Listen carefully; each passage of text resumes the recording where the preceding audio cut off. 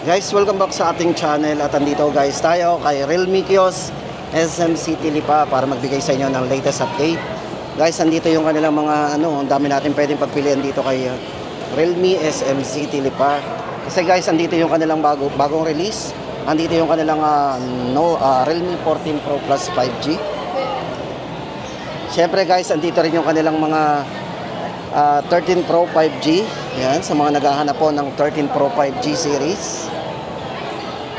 Tapos yung kanilang Realme 13 Plus 5G. Ito po guys, naka-markdown ang kanilang Realme 13 Plus 5G. At hindi lang yan guys, pagdating sa mga entry level dito kay Realme, andito ang kanilang entry level na tablet Guys, alam ko marami naghahanap sa inyo dyan ng mga budget lang na tablet. Dito kay Realme, andito ang kanilang Tech Life Pad Neo. Guys, maganda dito sa kanilang Tech Life Pad Neo ay 10.1 inches na rin ang size ng screen medyo malaki na rin Tapos, maganda sa kanya, very affordable. So ito guys, bigyan ko kayo ng presyo dun sa itong kanilang Tech Life Pad Neo. Kasi guys, ito para sa variants nito, meron po itong variant na 64GB internal storage. Yan, para po sa presyo ng kanilang 64GB, 5,999 lang. Tapos guys, ito ay meron na ring LTE Nalalagyan na rin po ng SIM yan. Then ang kanila pong 128GB na variants ay 7,499 lang. Ayan. Kaya sa mga naghahanap po ng budget na tablet dito kay Realme, highly recommended po sa inyo para sa inyo itong kanilang Tech Life Pad Neo. Yan, napakamura, very handy rin. Yan. 5,999, 64GB at 7,499 ang kanilang 128. Tapos guys, pagdating naman sa kanilang mga entry level, andito ang kanilang Realme C61. Kaya kung naghahanap po tayo ng budget lang na cellphone dito kay Realme, tama-tama sa inyo yung kanilang Realme C61. Kasi guys, ito bukod dun sa budget phone, matibay po ito pagdating sa mga bagsakan. Naka na rin. Yan, may armor na rin to pagdating sa mga drop resistance. So ito guys, kung more on camera naman tayo, guys, ang camera nito is naka 50 megapixel na rin. Bigyan ko na lang po kayo guys sa mga konting dito yung pinaka highlights po ng mga model na to. Pero check na lang po natin sa screen, ilalagay po natin yung kanyang mga full specs. Yan. Para po sa presyo guys nito, kanilang 64GB Realme C61. Ito po ay 4,399. Dating 5,000 po yon, dating 4,999. Tapos guys, ang kanilang 256GB. So kung gusto naman natin na mas malaki internal storage, yan. Ang price naman po ng ating 256GB na Realme C61 ay 7,999. Pagdating sa screen guys, ito ay naka 6.7 inches na rin at naka 90Hz na rin po yung kanyang screen refresh rate. So pagdating sa kanyang mga essential guys, ito meron siyang air gesture. Yan, para po sa presyo, ulitin po natin, 4,399, 64 at 7,999 ang 256GB. Tapos guys, ito yung bagong release naman ni Realme ang kanilang Realme C75X. So ayan, waterproof and worry-proof. So no worry tayo guys, accidentally mahulog yun sa tubig, talagang makakasurvive po ang kanilang bagong release na Realme C75X. Yan. Para po sa mga highlights guys ng kanilang Realme C75X, ayan, ito po ay naka all around waterproof. Kasi guys, ito ay merong IP rating na IP68 and IP69. So napakataas po ng rating nito pagdating sa kanyang pwede po itong masubmerge sa tubig up to 2.5 meters for 30 minutes. Then maganda po sa kanya, may malinaw na rin camera, 50 megapixel para sa kanyang underwater camera. So pwede tayong mag-take ng photo gamit ang camera po nito. Yan, meron na rin po siyang sonic wave water ejection para sa mga kung pumasok po ang tubig dito sa kanyang speaker. So meron siyang sonic wave water ejection. Then maganda pa sa kanya pagdating sa battery, si Realme C75X ay merong 5,600 mAh na battery. Yan, at naka 45 watts fast charging na din. O di ba? Para po sa presyo guys nito, ito ay merong 16GB RAM. Yan, meron siyang 8GB RAM plus 16GB RAM. So meron siyang 24GB maximum RAM. 128 internal storage. Ito ay 7,999. Tapos guys, yung kanilang Realme C75 naman. So ito na rin naman po yung design nito guys Realme C75. Ito po yung matibay, yung Realme C75 naman nila is naka all around waterproof, naka IP66 din, 68 and 69. Ayan, check natin.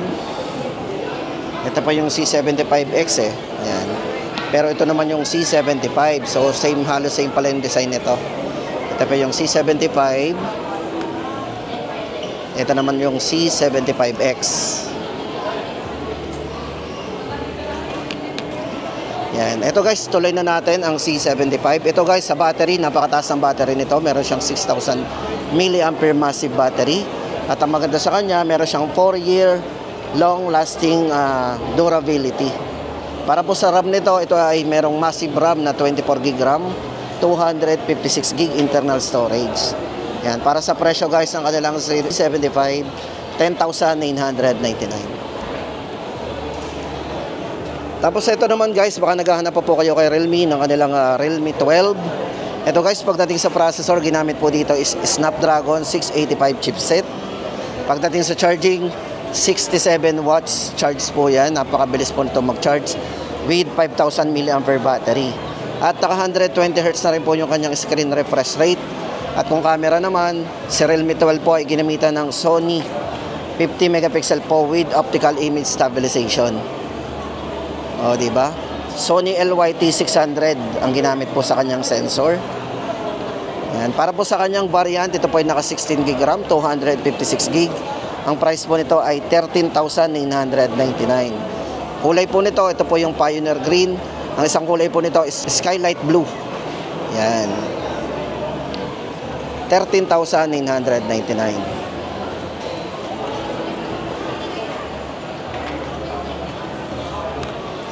Tapos guys, eto na, punta na tayo sa kanilang 13 series naman.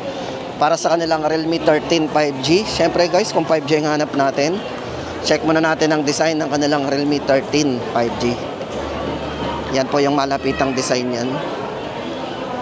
Guys, ito maganda dito, napaka-vivid na po ng display nito. Yan, napakaliwanag kung mapapansin nyo. Tapos guys, ang ginamit po ditong chipset, syempre, yan, naka Dimensity 7300 Energy 5G chipset. Para po sa kanyang ultra fast charging naman, ito ay naka 80 watts charging, napakabilis. At sa mga nagwo-worry, mabilis uminit, no worry kasi ito po ay merong ultra cool para sa kanyang stainless steel vapor cooling system. So yan, hindi basta-basta mag-iinit to kahit ginagamit natin matagal na paglalaro. At syempre guys, magandang hawakan to. Ito kasi ay naka ultra comfort 120 para sa kanyang screen refresh rate at yung kanyang display is OLED na. At syempre, naka IP rating na rin to, IP65 para sa dust and water resistance. Guys, ito, bali ay meron tayo ditong Realme 13 5G para po sa presyo ng ating Realme 13 5G. Ito po ay 26GB ang RAM, 256GB internal storage. Ang price mo nun ay 16,999. Tapos guys, para naman doon sa kanilang 13 Plus 5G, ito guys, good news kasi dating 19,999 ang kanilang 13 Plus 5G ay naka-discount po tayo ng 2,000. Ngayon po ay 17,999. O yan, sa mga mahilig maglaro guys, ito, naka-GT mode po yan. Meron siyang flagship GT technology. Yan. 13 Plus 5G. Tapos guys, ito naman ang kanilang Realme 13 Pro 5G. Ayan. Ito guys, naka-edge po yan. Pagdating sa processor guys, ang kanilang 13 Pro 5G, ito po ay naka-Qualcomm Snapdragon 7S Generation 2. Sa camera guys, kung mahilig tayo sa camera, ginamitan po naman ito ng Sony LYT600 with optical image stabilization. Pagdating sa charging, napakabilis, naka 80 watts, superbook charge yan. Ayan.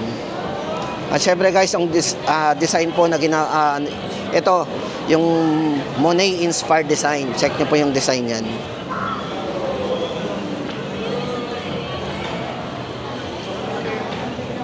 Yan. Para po sa presyo guys, ang kanilang Realme 13 Pro 5G, ito po ay 24,999, 256GB.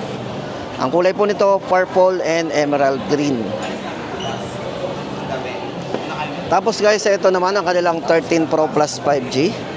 Para sa ating latest update sa kanilang 13 Pro Plus 5G. Ito guys, kung more on camera tayo, tapos kailangan natin ng zoom na medyo mataas ang zoom ano nito super zoom, kasi ito po yung mayroong 120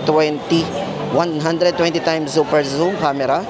Tapos ang camera po nito guys, ginamitan din ng Sony LYT600 para sa kanyang periscope camera. At ito po ay meron na ring 3 times nightscape zoom. Ayan, nightscape. Tapos ang ginamit pong lens dito guys ay naka Sony LYT701 with optical image stabilization din. Yun po yung mayroong 3 times nightscape. Para sa yan, mahilig mag-video at mag-camera sa gabi. Tapos guys, ito may dalawang variants ang kanilang 13 Pro Plus 5G. Isa pong 256GB. Ngayon po ay 26,999. Dating po yan na 29,000 or 28,999. Ngayon po ay 26,999. Tapos yung kanilang 512 naman, gusto natin mas malaki internal storage ng 13 Pro Plus 5G.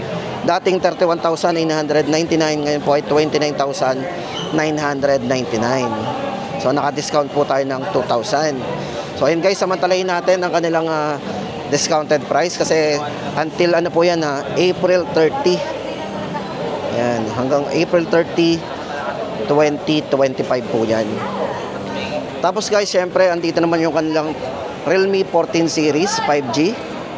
Yan, ito po yung tinatawag nilang industry's first yan, po yan, Magic Show 3 for Flash.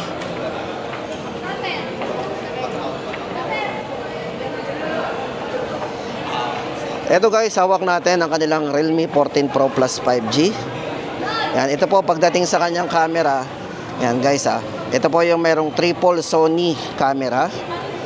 Yan, pagdating sa processor, ito ay naka Snapdragon 7S Generation 3 5G. At pagdating sa battery, napakataas, meron siyang 6,000 mAh battery. At syempre, yan, all around waterproof. So ibig sabihin guys, kahit saang angle nito is makakasurvive yan sa tubig. Kasi meron siyang IP66, IP68, and IP69. Yung ingress protection talaga dito ay napakataas. So kahit alikabok at tubig, hindi basta-basta makakapasok dito kasi meron siyang ang dami niyang pagdating sa durability. Yan. Ito guys, baling variant na hawak natin. Ito ay merong maximum RAM na 26GB maximum RAM. Original RAM po nito is 12 plus 14, kaya meron siyang 26GB RAM. At 512 na pala yung kanyang internal storage. Ang laki 512. Ito guys, bali ang kulay nito is pearl white and sweet gray. Yan. Tapos para sa presyo, 27,999. So ayan na guys ang ating latest update dito kay Realme. Yan po yung kanilang mga 13 series at yung kanila pong 13 series na naka-markdown. Samantalahin po natin. At yan guys ang ating latest update dito kay Realme ngayong April 15, 2025.